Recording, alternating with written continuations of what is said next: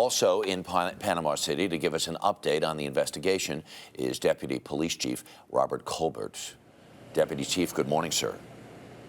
Good morning, Harry. Was this fellow, this Duke guy, was he a known character, or was he known as a troubled character around town? You know, he actually was a virtual unknown to us. We were unaware of any problems that he had at the school board. He didn't show up in any of our computer databases. He's actually from a neighboring jurisdiction, which probably led a lot to that.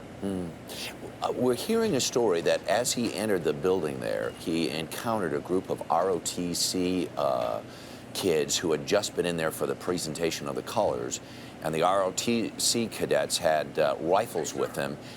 Was there an encounter? Did they ask him some questions? Right. What they were carrying was more of a ceremonial type weapon. They're not a live weapon. Obviously, these are teenage ROTC students. And what he did is begin questioning them as far as whether their weapons were real, whether they were loaded.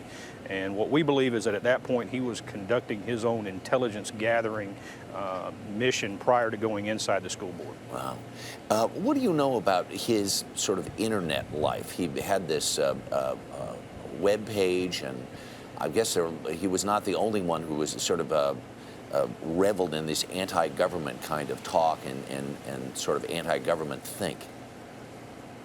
Right. We do know that he was active on one of the social sites, and that he had quite a few postings that were anti-government and such as that he had begun to get quite a gathering as far as people that were chatting with him through the social site. Yeah, and apparently there are people who are supporting his actions on some of these sites. The other thing, yeah, go ahead, sir. No, I was just going to say that's correct. I mean, we've been able to, after this event transpired, that there had been some activities of people that were voicing their support as well as their opposition for his actions.